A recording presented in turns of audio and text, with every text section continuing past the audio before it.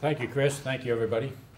Welcome to the final presentation of the afternoon session of the Northern California Expo. Our topic this afternoon is current top 10 legal concerns for real estate brokers, but these are issues that concern everybody that's licensed, not just brokers, so don't let that scare you away. I'm going to move right into the top 10 list here. The number 10 rather, is increase in small claims court jurisdiction to $10,000 per claim. And this happened as of January 1st of this year. Several years ago, small claims court jurisdiction was at $5,000 per claim. Then it went up to $750 for a few years, and now it's at $10,000. So it sounds like, gee, $10,000, that ought to handle most of the, or many of the disputes that arise. The parties can just go to small claims court.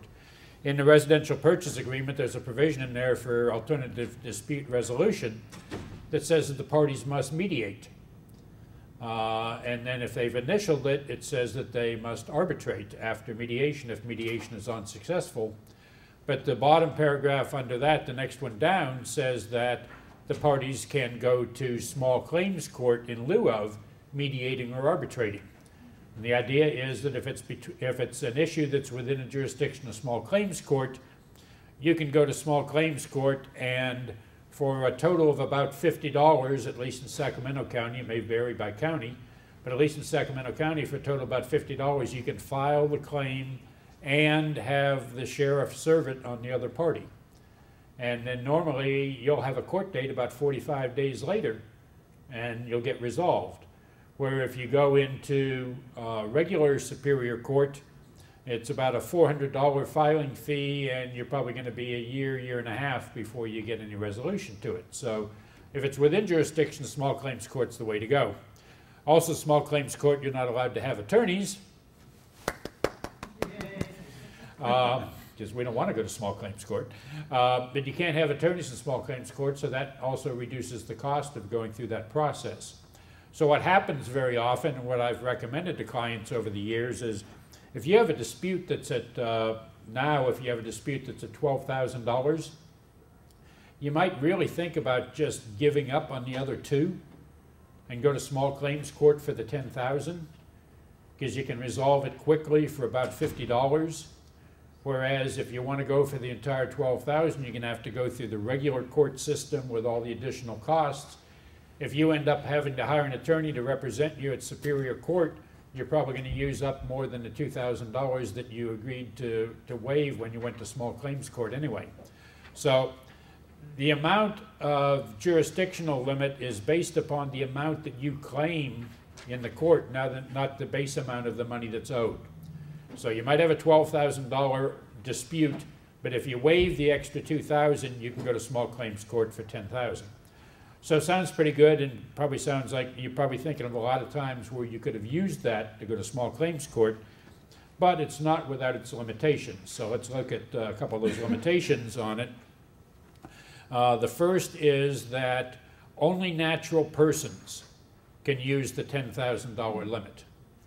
So if you're a broker who is incorporated and you want to go after a commission, only the broker can pursue a commission. So then you have a corporation that's filing, you're limited to $5,000.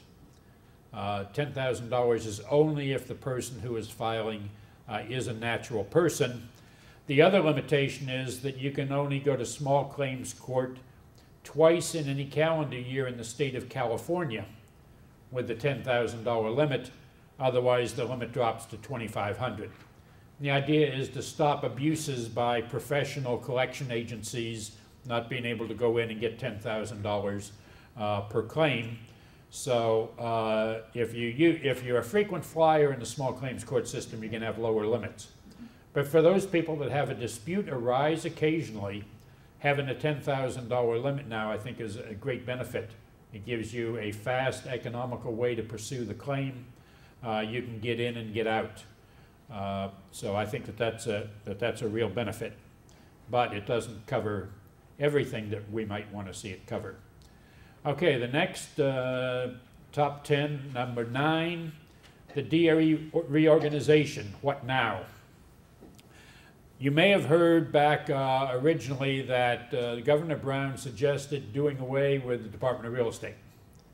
He said just merge that function into the Department of Consumer Affairs.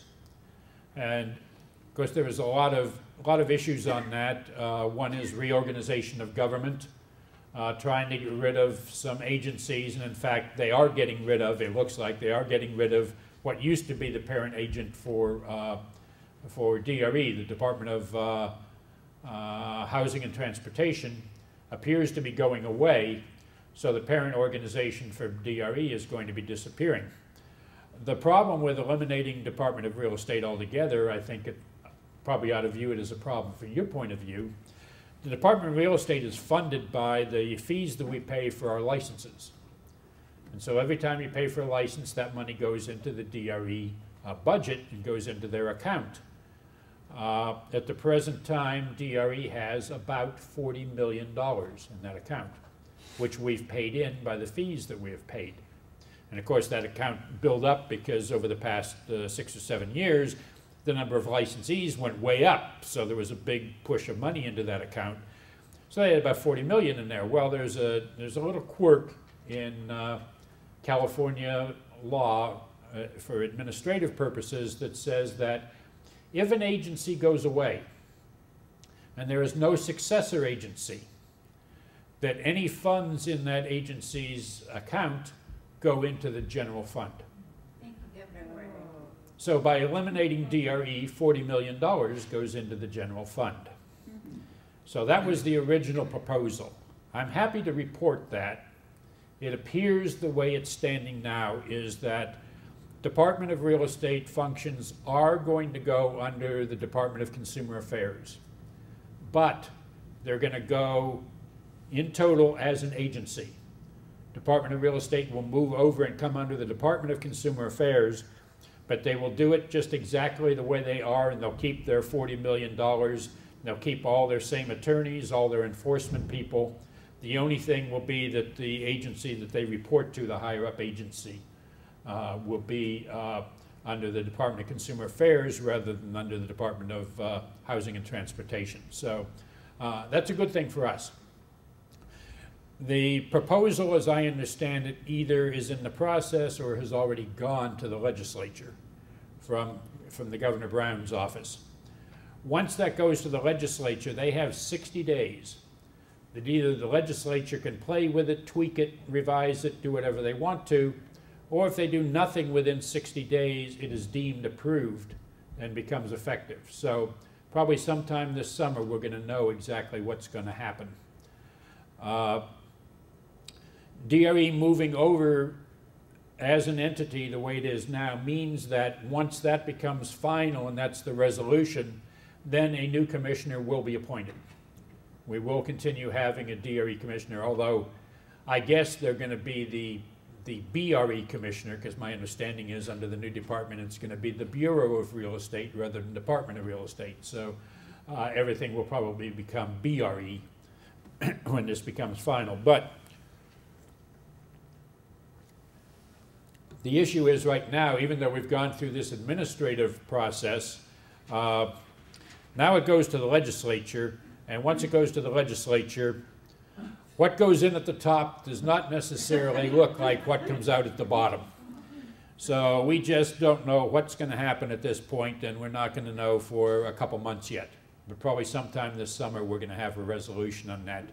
I was very happy to see that the governor backed off of eliminating the department altogether. I was afraid not that they were going to try and eliminate the department. I was afraid they were going to try and gobble up the $40 million as an incentive for eliminating the department. But it looks like now that's not going to be their priority. So, and the reality is if you got a $16 billion debt, $40 million doesn't go a long way towards plugging that gap. So pretty hard to say that $40 million is an insignificant amount. But it's not going to put any significant dent in the $16 billion shortfall either. So it looks like probably we're going to be able to keep the department functioning pretty much the way it is, and then we'll probably have a commissioner sometime this summer. One of our local real estate brokers is one of the front runners to be the commissioner, and the Department of Real Estate has been updating him weekly on the status of it. And so it looks like probably he has a good chance of becoming the commissioner because they've been keeping him in the loop. And the good thing about it is I play senior softball, I manage a team, and he plays second base for me, so I kind of get updated on what's happening as we go along. But it's looking pretty promising because it looked pretty depressing at the start of the year. I just thought that grabbing the $40 million was going to be their top priority, but it appears it's not, so that's a hopeful sign. Okay, so that was number 9. Number 8 on the list is DRE accusations being on the rise. And I've got about 3 or 4 in a row here that deal with the Department of Real Estate because, of course, they're a very important part to us. DRE accusations are on the rise. The Hanson Law Firm, I deal with most of the DRE complaints that come in representing brokers. In the past 6 months, I have seen more DRE accusations than I saw in the entire 5 years prior to that altogether. DRE is getting very strong on enforcement. There's a couple of reasons for that. One now is statutory. As of January 1st this year, the legislature says that the #1 priority of the Department of Real Estate is consumer protection, which is consistent with them being moved over now to the Department of Consumer Affairs. So before, they were primarily a licensing agency with responsibility to enforce the DRE regulations. Now, by legislative act, their primary function is consumer protection, and their secondary function is licensing of licensees. They've been giving new powers, greatly expanded powers, consistent with that consumer protection aspect.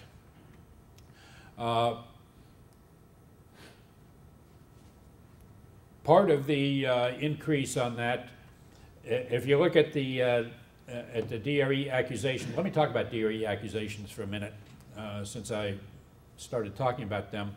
A DRE accusation is what DRE issues after they've done a preliminary investigation and think that there might be a cause for action against you. So what happens is you get enforcement officers from Department of Real Estate that will contact you saying, you know, we have a question about the transaction that you did at such and such a property that, you know, closed escrow on a certain date. We would like you to send us your timeline of that transaction and a copy of your transaction file. And so you do that, and then up until the past 6 months or so, in probably 75% of the cases, you never hear anything again. That's one of the frustrating things about dealing with Department of Real Estate. It's kind of like you send an offer to the REO broker and you never get a response. DRE never gives you a response unless they take action against you. But they never send you anything saying you're in the clear. You just never hear. I think part of it is because over the years they've been understaffed, and so they had these things that they would just put aside, and if they ever got time, they'd get around to pulling them back up, but they weren't a high enough priority to go ahead of other things they had, so they just wouldn't respond to you, and it just laid there. So if you don't hear anything from DRE, that's good news. If the investigator, the enforcement officer, looks at it and thinks that there is potentially a violation of real estate regulations or the Business and Professions Code, then they send it over to the legal department. And an attorney then reviews it and determines whether there's enough basis there to file an accusation. If they do, then filing an accusation is in administrative law equivalent to filing a complaint in a regular court. So they file an accusation against you, and you'll get notified of the accusation. Here's an important thing to keep in mind. If you receive an accusation, I was going to say when, but you know, you're not all going to get accusations in your lifetime. But if you receive an accusation, along with that is a request for a hearing form, which must be filed within 15 days. make sure that you don't miss that deadline.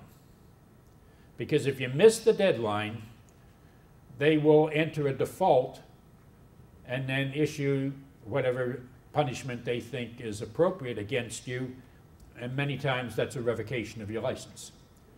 So you get the accusation in the mail, you get a notice of hearing, or a request for hearing form, notice of defense, a request for hearing form, which you have to file within 15 days. Don't miss that deadline.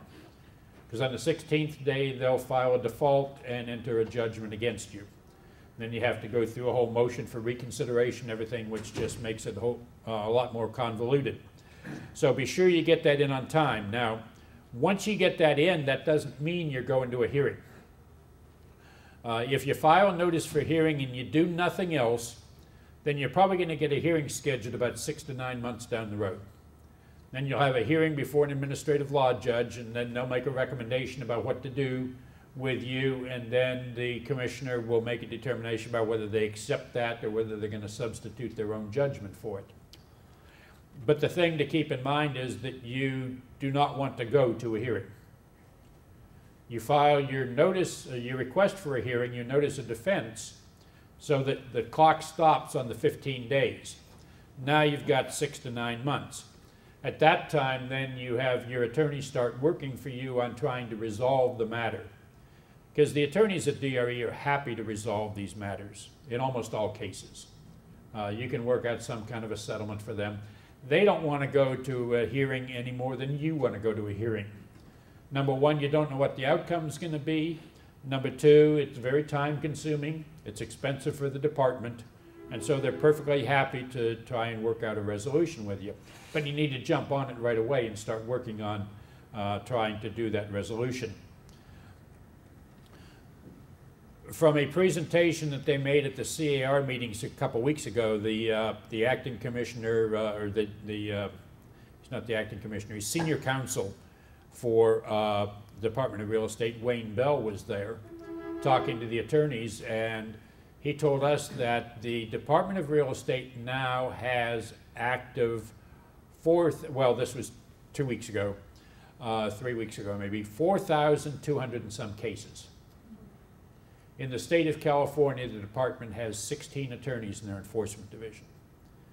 That means every one of those attorneys has between 100 and 300 cases on their desk that they're responsible for. If you have 300 cases, and each of them is going to take about 3 days for an administrative hearing, obviously they can't take all of those to hearing. It would take them 4 years if they did nothing else but had hearings on them. So they're going to be perfectly happy to work out a resolution with you. Except for one attorney I got in LA. For some reason, she's being extremely difficult. But other than that, all the other attorneys that I've been worked with have been very cooperative, and we've been able to work out something that's favorable. What I consider a favorable outcome for you as a licensee is that you keep your license. Anything better than losing your license, I think, is probably a favorable outcome. We try and get the best outcome that we can, but if you keep your license. So they can start out with a private reproval, which is DRE. It's kind of like a letter of warning that goes in your file in the ethics side of it, the pro standard side. DRE does a private reproval, which means they send you a letter telling you you're a bad person, you should never do it again, but it doesn't show up on your public record. Or they do a public reproval, which is the same thing, except it does show up in your public record. Or they can suspend your license, or they can revoke your license with a right to a restricted license, or they can just flat revoke your license. The only person I've ever had that I represented that got their license revoked was because they contacted me 1 week before their hearing. I had no time to do any negotiation, and we went in, presented the hearing to the administrative law judge, and the administrative law judge recommended suspension, and the commissioner said no and revoked the license instead. But it was probably appropriate because the guy that I represented did something absolutely stupid. He created a fraudulent Section 1 clearance in order to allow escrow to close. When you create fraudulent documents for lenders to rely upon, you're probably going to expect to lose your license. But even if you have your license revoked with a right to a restricted license, and I've got one of those that I'm working on right now. It's the first time I'd ever done that, and got somebody in that process. You get your license revoked with a right to a restricted license. When you get the notice of the revocation, you also get a request for a restricted license. The revocation becomes effective 21 days after you get it. If during that 21 days you get your application for a restricted license on file with DRE and you pay the filing fee, you can continue working while they're processing that request for a restricted license. So in fact, you end up with no revocation at all on your license, and you end up with no suspension on your license. You just end up with a restriction on your license, and in most cases, after 2 years of being a good person, you can apply to have the restriction removed, and then you go on just as though it never happened, except down in the bottom of your page on DRE website, it's going to have a little thing in there showing that you were disciplined at that time. In order to keep a restricted license in that situation, within 3 months, I think it is, you have to pass a professional responsibility exam, which is administered by the Department of Real Estate. And then within, I don't remember whether it's 6 or 9 months, you have to complete a complete cycle of continuing education courses. And this is on your new license, so anything you took prior to the revocation date doesn't count. You're going to have to take 45 hours of continuing education during that time period, but the good thing about it is that that also takes care of your educational requirement when it comes time to renew that license 4 years down the road. So it isn't like there's extra education. They just want you to take it now because obviously if you get your license revoked, you probably need some education. So you have to go through the educational process. So that's aside on the accusation, if you get an accusation. The new thing that became law the first of the year is there's a provision now for getting citations. And when you get a citation, and this refers back, I should have covered this first, before I get to the citation, that is that as soon as you get that accusation, I think it's very important that you get with, well, hopefully when you got an inquiry from DRE, you got with an attorney that's knowledgeable in DRE matters.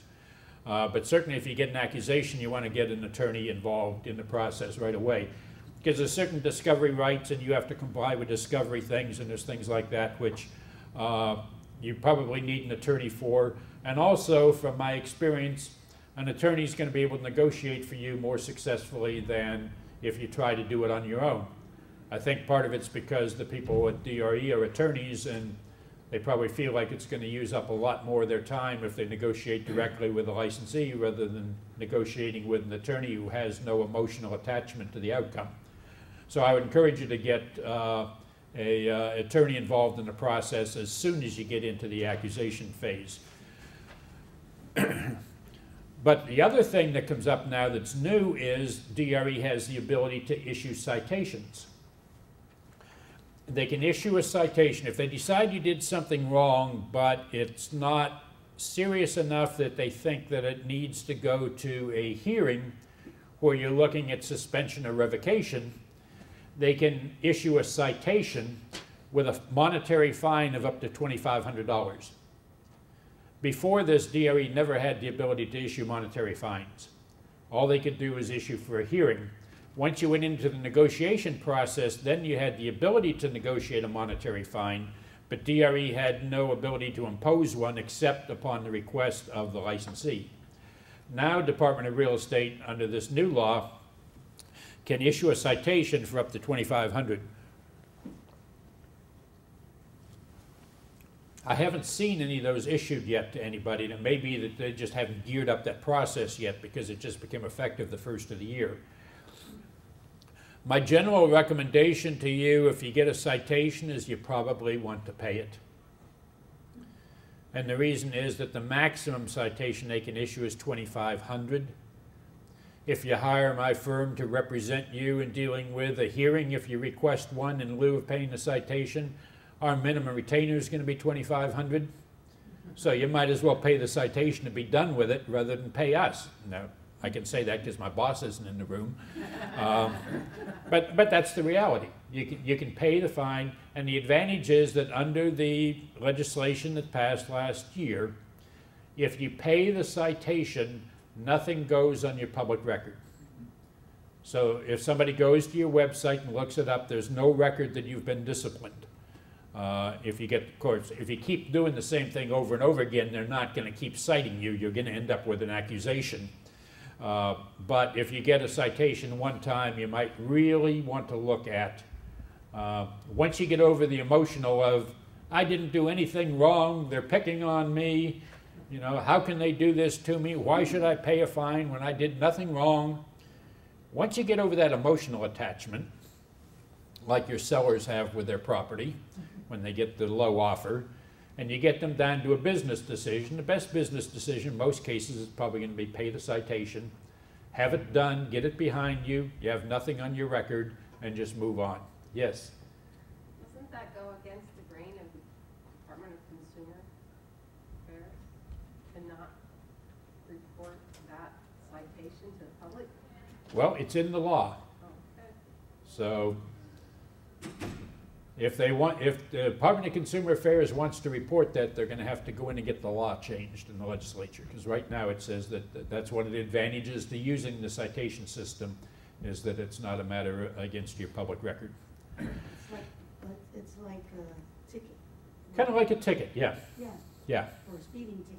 Yeah, except that most speeding tickets don't have a maximum of $2,500. But then again, most people don't make the kind of money that we usually make in better times. I can't say that we're making it right now, except for my buddy Dan over there, but other than the rest of us. So next is top 10 legal concerns. Next number is 7, I think. Yes, 7. The designated office manager, which is something new. It becomes effective July 1st of this year. And the new law says that a manager can designate the manager of an office as the responsible person for the licensees in that office to the Department of Real Estate. It doesn't take the manager off the hook, but it brings the manager into the area of discipline. What's happened in the past is that the broker hires a manager to go out and manage a branch office for him. Somebody in that office does something wrong. DRE can go after the licensee that did something wrong, and they can go after the broker, but the manager gets a free ride. They might get fired by the broker, but they get a free ride as far as DRE is concerned. Now they can designate the manager as their designated person for that office, and then DRE, if they find something wrong, can file action against the licensee who did wrong and the manager. They also could go after the broker in that case. But DRE regulations say to go after the broker, DRE has a responsibility for showing that the broker had the requisite guilty knowledge of what was going on. So if they can show that in that office the manager maintained all the files and supervised the files and the broker was not actively supervising them, then the broker is probably not going to be subject to disciplinary action for whatever happened there. So it's a good thing for the broker, not such a good thing, I would think, for the manager. So when they passed this law, I always said that I would like to be around when the brokers go into the offices telling the managers that they're now going to designate them as being responsible to DRE, and the manager is probably going to say, sit down and let's talk about compensation, because they're probably going to want a little more in the way of compensation to put their license on the line here. CAR is coming out with a form for creating that relationship between the broker and the manager. DRE requirements for doing this is that the manager must be an employee for these purposes. They can be an independent contractor for their sales transaction purposes, but they must be an employee of the broker for the purposes of managing the office. The person designated as a manager must not have a restricted license. They cannot be subject to an order of disbarment, so if your favorite attorney gets disbarred, they can't come in and be an office manager. And they must have a broker's license or be a salesperson with at least 2 years full-time real estate experience during the last 5 years, which is essentially the experience requirement you need to get a broker's license. So essentially, they need to be either a broker or be experienced enough to be entitled to become a broker. The broker must designate the manager in writing, and the manager must accept in writing. And then the last item is that the broker must immediately notify DRE of any change in the status. So if they terminate or somebody quits, DRE has to the broker needs to immediately notify DRE of the change. This is a two-step process. Number one, let me point out, this is an optional process with the broker. It's not required. The attorneys at CAR up until 3 weeks ago, when we had the chief legal counsel for DRE come in and talk to us, the attorneys at CAR for some reason thought this was mandatory. It's not mandatory, it's optional. A broker does not have to designate, a manager does not have to accept. But if you do so, it has to be in writing, and so CAR is creating this form, which is OMA, the Office Manager Agreement. It was supposed to come out in the April 30th release of forms on zip form, but they withdrew it because they had to make some changes to it. They were still doing some wordsmithing.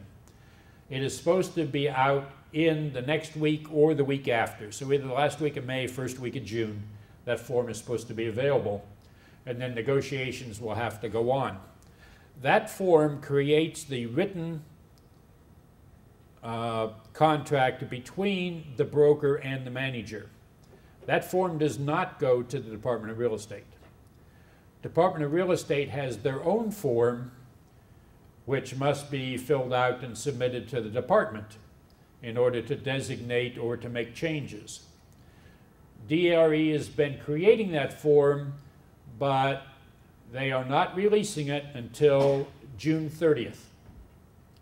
Because the law doesn't take effect till July 1st, so they don't want to start getting them early. So it's going to come up on their website on June 30th, and you can start submitting them on July 1st. But prior to that, CAR will have theirs out, so you can create the written agreement between the broker and the manager in the intervening 3 weeks or so. And then on June 30th, the broker can download the DRE form, fill it out, and submit it to DRE on July 1st, and everybody's ready to go. So there should be some interesting discussions going on between brokers and managers in the next couple weeks about this. So if you come in your office one day and the manager is particularly surly, it may be that he just had a discussion with the broker about who's going to be responsible for DRE for whatever you do wrong. Okay, so the next one we're going to look at is number 6, which is short sale negotiators. DRE does not like short sale negotiators. They haven't liked them for a long time. They don't like them now. They say that in order to do it, you have to be extremely careful. First, you have to be a real estate licensee. Or you must be an attorney who is doing it as part of legal work that you're doing. You can't set up a business just to do short sale negotiation as an attorney, because that's not what it is. You have to have an attorney-client relationship with the individual, and then as a side business, you can do short sale negotiations for them, just the same as an attorney doing escrow. If I'm representing a client in transferring property, I can also set up and do an escrow for them, but I can't just open an escrow business under my attorney license. It has to be part of an ongoing transaction. Same thing here. For an attorney to do short sale negotiations, it has to be part of an ongoing business relationship with an existing client. Or an investor can be a short sale negotiator on their own behalf. So if you have an investor that owns properties as an LLC, they can go in and negotiate and do short sale negotiation on their own because they're acting as a principal in the transaction. Unless you qualify for one of those two very limited exceptions, anybody doing short sale negotiation must have a real estate license. And going back up before to the part about the citations that came into effect, when they put the citation law in, they also gave the Department of Real Estate the ability to issue citations against unlicensed persons who have engaged in activity requiring a license. So before that, those people had no exposure to the Department of Real Estate. They set up and they started doing something that required a real estate license. They had no real estate license. All the Department of Real Estate could do was issue a desist and refrain order, tell them stop doing it. Now the Department of Real Estate can go after them and issue citations against them as well, even though they're not licensed. It's new expanded authority that was granted to them in the legislation that came into effect this year. So you've got the Department of Real Estate taking a very strict interpretation or very strict look at short sale negotiation issue. One of their main concerns they're talking about is the growing trend of people to put something into the MLS that says that a buyer must pay a short sale negotiation fee of so much money in this transaction. There's nothing absolutely wrong with that. It's not an absolute prohibition, but if you get your MLS services from Metrolist, or if you get your MLS services from any of the other MLSs that follow the guidelines of the CAR model MLS rules, there's a requirement that says that if you're going to put any restriction on the submission of offers, which would include the buyer paying for this fee, that has to be presented in a document signed or issued by the seller. It can't be something that came out of the mind of the listing broker. In writing the MLS rule, we made it broad enough that it doesn't require a signature, because many times you don't have a signature. What it says is it must be in a writing that comes from them. So if you get a writing from the seller that's on an email that carries their identification at the top, that's probably going to be good enough.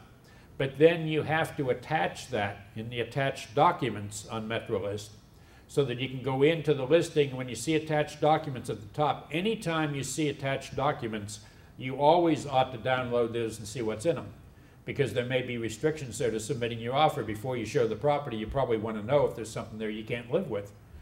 And if they're going to ask your buyer to pay a $1,000 short sale negotiation fee, you probably want to know that before you bother showing that property, because your buyer may not want to see that property once you advise them of that. So you want to look into that. The other thing that you have to be careful of with short sale negotiation is RESPA law, which is federal law, because RESPA law applies to any sale of 1 to 4 unit residential property with a federal related loan.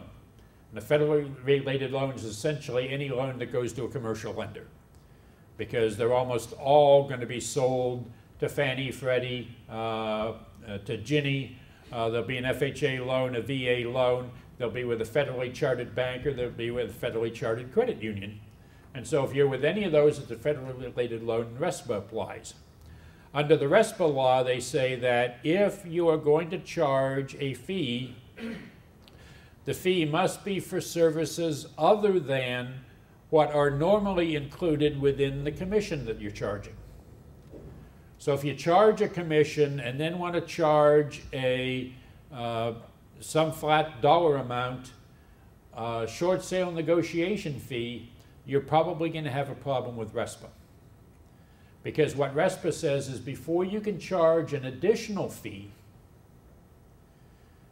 you have to provide services that have not been traditionally covered by the commission fee.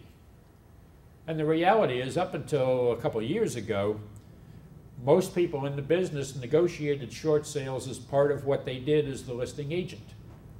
And And then this whole concept of a third-party short sale negotiator came up.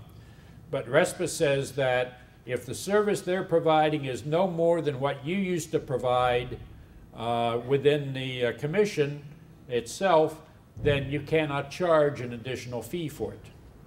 Now, you can, as a matter of being the listing broker, you can charge anything you want to charge. You can charge a percentage and a flat dollar amount in addition to that. It's just that you cannot identify that as being for some other service. You just say, in my company, we charge X percent plus Y dollars. RESPA says no problem with that. It's when you say we charge X percent plus we charge Y dollar transaction fee that would cause a reasonable consumer to think that for that transaction fee they're getting some additional services which are not normally included in the commission. So you can charge anything you want to charge. RESPA doesn't care. They've made it very clear. You can charge anything you want to charge. But they want the consumer to be able to compare what you're charging to what another broker is charging.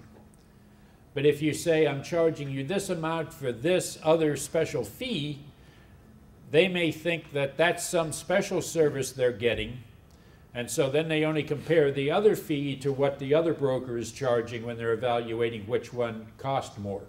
So RESPA position is you can charge anything you want to, but you can't indicate that it's for any special service unless you're providing some very special service. The drawback of that, of course, is that then when you do that, that fee is being paid by the seller and by the listing broker rather than being paid by the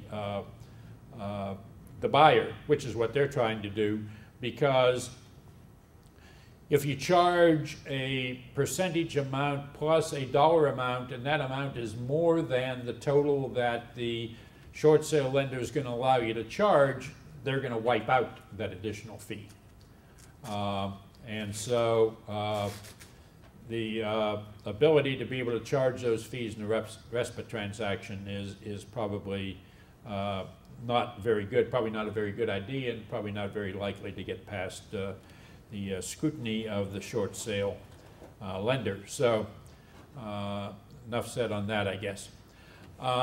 Top 10 items, number 5, carbon monoxide detectors. Carbon monoxide detectors have been the law since about a year ago. They're required to be installed in all single-family houses as of July 1st of last year. They're required to be installed in all multifamily dwellings as of January 1st of 2013. So if you happen to own multifamily dwellings that you rent out, you need to make sure that you get them in there prior to that date. I've been saying ever since this became the law, you should get them in just as soon as you can. Because the last thing that you'd want is for somebody living in a multi-unit dwelling that you own have some child die because of exposure to carbon monoxide poisoning because you had not yet gotten around to putting the detector in just because it isn't required until next January. I think you should get them in as soon as you possibly can. There's no point-of-sale enforcement activity required under carbon monoxide detectors per se, but since last year, they are listed on the transfer disclosure statement on page 1, saying seller disclosures the following is included in the property. There's a box there to check for carbon monoxide detector. There's nothing that says it has to be there. There's no certification required like there is with the water heater strapping or the smoke detectors, but you check the box indicating whether they're there or not. This is a matter of law. They're required to be in all properties, but it's probably very much like water heater strapping when it first came in, and probably doesn't happen a lot until you get around to point of sale. An interesting aspect of this regarding point of sale application, even though there is no point of sale requirement in it, most lenders are requiring that they be present in the property, and they have the appraiser check for it. So if the appraiser comes out to the property and there's none there, then you have to go get this $30 carbon monoxide detector and install it, and then you have to pay $150 for the appraiser to come back and see that it's there. So the best thing is, when you list a property, tell the seller to get one in. If they don't want to get one in, go down to Home Depot and buy one and come back and plug it in. And make sure it's there when the appraiser comes through, because otherwise you're going to have to pay for the appraiser to come back a second time to verify it's there. And the same thing if you're the buyer. If you're representing the buyer, make sure that there's a CO detector there before the appraiser comes out, because it's your client that's going to get stuck with $150. If there's not one there, you might want to think about going down and buying one. On the way over, before you meet the appraiser, buy one. When you get there, plug it into the outlet before the appraiser gets into the house. If it's there when the appraiser is there, they're not going to issue it. When you go back out the door, you might want to take it back out again, give it to your buyer, tell them to put it back in at the time they move into the house, so that the seller doesn't take it with them when they pack up to go someplace else. But I think that you need to check and make sure before you get the property appraised that there's going to be one there when the appraiser comes in. Otherwise, it's going to be called as a condition, and you're going to have to bring them back for a reinspection. So I got that from the appraisers a couple weeks ago. They said that almost every lender now is requiring them to indicate that it's present.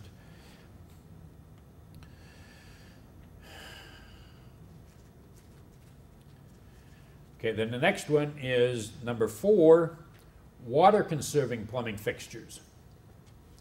Now, water conserving plumbing fixtures, this law came into effect a couple years ago.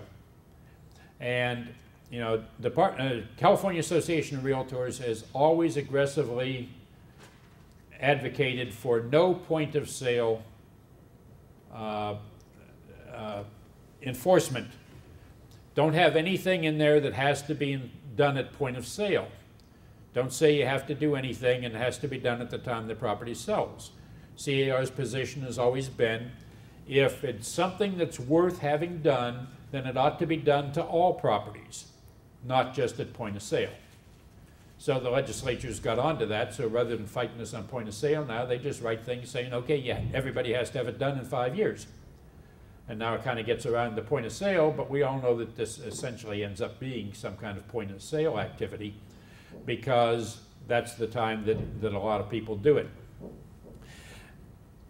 There's a couple aspects on the water conserving plumbing fixture. One is that if you draw a permit that's going to be finalized after January 1st of 2014, in order to get that permit finalized, you have to upgrade all the plumbing fixtures in the property. So that's going to do one of two things, depending upon whether you are optimistic or pessimistic about the actions of the public. Either everybody's going to get upgraded on these properties prior to that date, or they're going to do a lot more work without bothering to draw a permit, so they don't end up having to do these before they get the permit finalized. My experience over 34 years in the business now tells me that probably we're going to see a lot more work being done without permits, but that's just my pessimistic point of view on this issue. This law does not apply to homes built after January 1st, 1994. So unless the home is 18 years, more than 18 years old, you're probably not going to have to worry about it. But if you have a property that was built prior to 94, by January 1st of 14, you're going to have to upgrade all the plumbing fixtures in order to get a permit finalized. And as of January 1st of 2017, all plumbing fixtures in California must be upgraded, regardless of whether you get a permit or not. Yes? What does that mean? What do you mean upgraded? I mean... They have to be compliant with the requirements. Where would you The reason it only applies after January 1st, prior to January 1st, 94 is as of January 1st, 94, the building code says that you have to have water conserving plumbing fixtures installed at the time of construction. And if you've renovated the plumbing fixtures since then, they're probably all water conserving, because you can't buy anything else in the state of California now. You go down to Home Depot, you can't buy anything except water conserving plumbing fixtures. But when you think about it, it's all plumbing fixtures in the home. And many times when we think about water conserving, we think about low flow toilets and shower heads. But every plumbing fixture in the house is covered by this law. It says all plumbing fixtures. It doesn't say just toilets and shower heads. So one of the things that probably most people won't think about is the hose bib outside the house. If you have a house built since '94, you know, you got one of those funny little restrictors on it that spits at you when you turn the water off. But on older houses don't have those. By this time, you're going to have those upgraded as well. So there's a lot of upgrades that need to be done to any home that was built prior to '94. So, yes? You know, they're still selling rain showers and multiple shower head fixtures, and I don't see how those would remotely conform. Well, inside that thing, it's got some kind of a flow restrictor that only lets so many gallons per minute come through. But as we've probably all experienced, since we now have all these low flow toilets, many times you have to flush twice in order to get the job done. And so you probably end up using more water than we used before we had but you know, this is part of the greening of California, and we can't stand in the way of it. We're just going to have to comply with it regardless of whether it really makes sense or not. But the advantage to this, and one of the things that happened, is that they changed the transfer disclosure statement as of January 1st this year. It was in the November issue of the ZIP forms, that now has a place on the front page for the seller to disclose if they have water-conserving plumbing fixtures. And on the back page, in the middle of the second page, in the narrative section, it says that it may have plumbing fixtures, but they may not be compliant with current code. And it also talks about if you get a permit after January 1st, 14, you got to be in compliance, and that all properties have to be in compliance after January 17th. CAR sponsored that legislation in order to keep you 5 years from now, when they start cracking down on people that have not upgraded, or somebody goes and draws a permit in 2015 on a house they just bought from you last month, and they come back and say, well, when I drew this permit, they told me I have to upgrade all my plumbing fixtures, and you never told me that when I bought the property. Then you pull out the TDS and show them on the middle of the second page. You did tell them that they had to do that when they bought the property. So it's a good broker defense mechanism to have it on the TDS, and that's why they upgraded it now, even though the requirement for having it done doesn't kick in until 2014 or 2017. Okay, so top 10 item number 3, tenants after foreclosure. When will they ever leave? God only knows. Here's a simple answer. They were not a tenant in the property, they were the owner of the property, and it foreclosed. They got no right to stay. They get a 3-day notice. If they're not out in 3 days, they get evicted. There's no special law to protect them, because the theory is they've known for at least 4 months that the eviction was coming. They had plenty of time to get out. But, believe it or not, there are people who own properties that are tenant occupied that hide from their tenant the fact that they're not paying the mortgage, because they're afraid that the tenant might take umbrance at paying rent when you're not paying the mortgage. The reality is they're two entirely separate contracts. You have a contract with the landlord, you don't pay the rent, you get evicted. If the landlord doesn't pay the rent to the mortgage company, they get foreclosed. But one has nothing to do with the other. There is a law in California that creates a crime called rent skimming, which people bring up a lot because they find moral outrage in somebody collecting rent from tenants and not paying the mortgage. There is a law about rent skimming, but it only applies during the first 12 months of ownership. So if you buy a house with the intention of never making a mortgage payment, just collecting rent for as long as you can, that's a criminal activity. But if you've bought the house and you've owned it for more than a year and you've made the mortgage payments, then if you stop making the mortgage payments, that's no longer a criminal activity. You can keep charging rent you might say there's something morally wrong with that, but there's nothing legally wrong with that. You can collect the rent right up to the day that it gets foreclosed. So they've created special laws to protect the tenants in that situation. And of course, so the question is, when do the tenants have to be out? Well, there's federal laws, there's state laws, there's issues of leased versus monthly.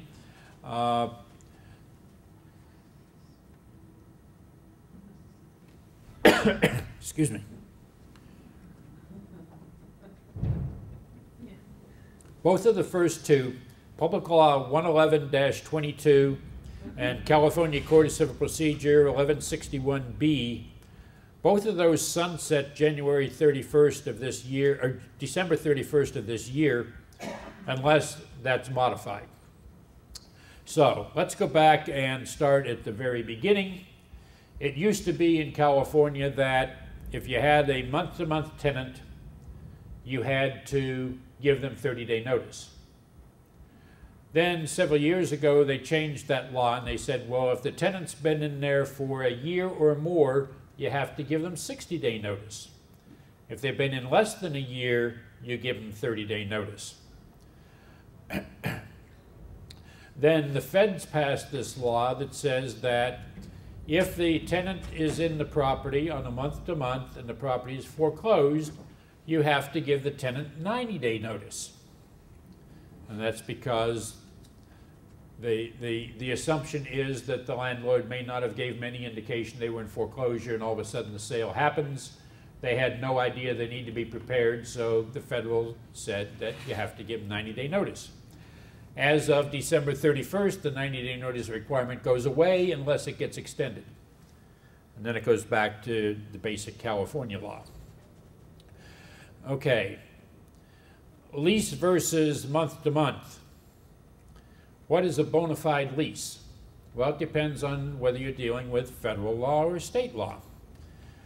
California law says that if there is a lease on the property, or if the property is openly rented and the lender knows of it, prior to the time they loan you money and record the deed of trust, then the lease on the property is senior to the deed of trust and does not get wiped out.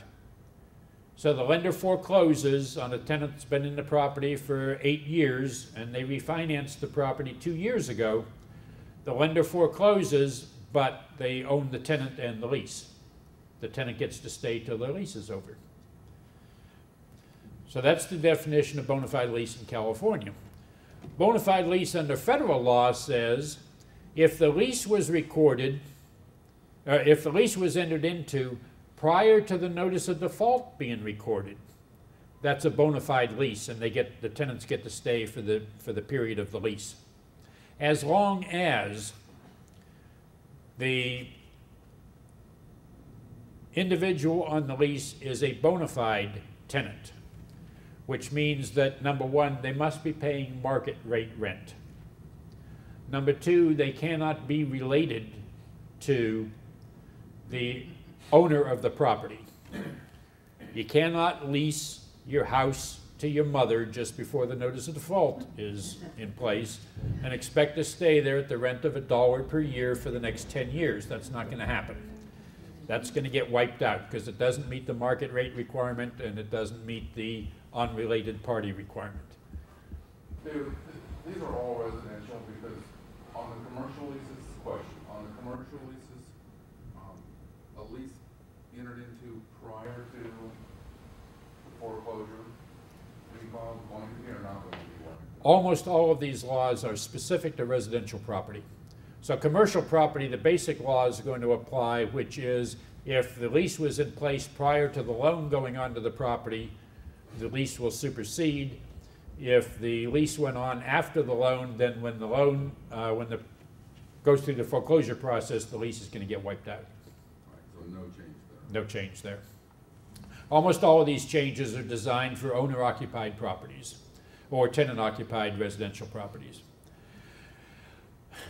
But the real takeaway on this, because you can't possibly learn all this stuff because they keep changing it.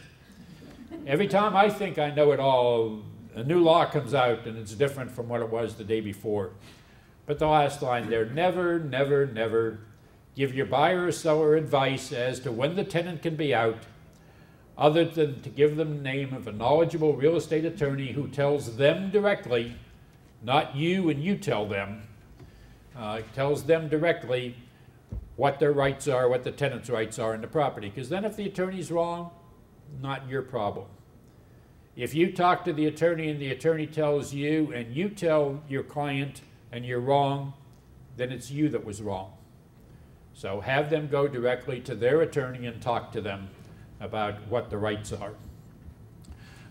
And again, a lot of this may very well go away the end of this year, depending upon, well, number one, whether Congress has any ability to act at all anymore, which is somewhat questionable, and whether this is going to be a high enough priority, because right now they haven't even been able to pass flood insurance, which I think is probably more important than a tenant staying in the property after foreclosure. So who knows what's going to happen with that. But it is far too complicated and convoluted for you to be giving any advice to your clients on when tenants would have to move from a property, other than if they're in the owner in a foreclosed property, because it's very clear they got no right to stay at all. Number two, making property valuations. Don't go to jail. The law in California has been that it's a crime to knowingly misrepresent the value of real property.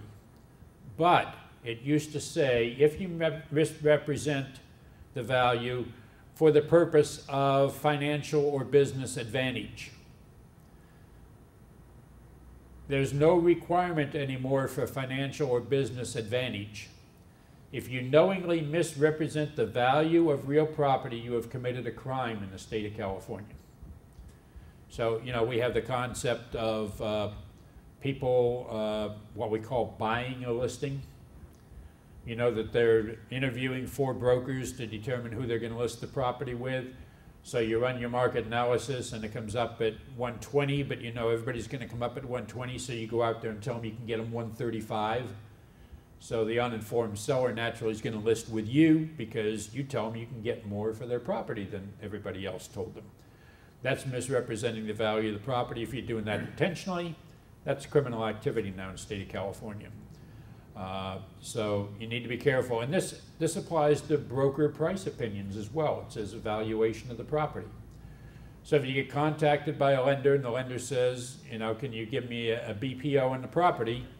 And you go out there and either overinflate it, trying to get them to say that you're the person they want for the listing, or you intentionally undervalue the property so that you can get a quick sale, you know, either one of those is going to be criminal activity if you knowingly misrepresent. I guess the defense to this is that I didn't knowingly misrepresent, I'm just not too bright. I thought it was worth that. But you're probably going to have to show some reasonable basis for making that assumption that, that you were accurate. But anyway, that's a new crime now because they don't have to prove that you did it with any purpose of financial gain, so you need to be careful of that. And the number one on our list, short sale and foreclosure deficiencies. And again, don't give advice. This area is extremely convoluted. The short sale and the foreclosure deficiencies, what the law is constantly changing. The law varies. I mean, we've tried to simplify the law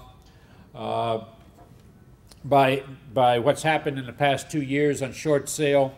You know, 2 years ago we passed the law that said that if a first lender of 1 to 4 unit residential property agrees to a short sale, that there was no deficiency judgment possible, but it didn't cover the second. So the second could still pursue. So last year, and it said they could not get a deficiency judgment.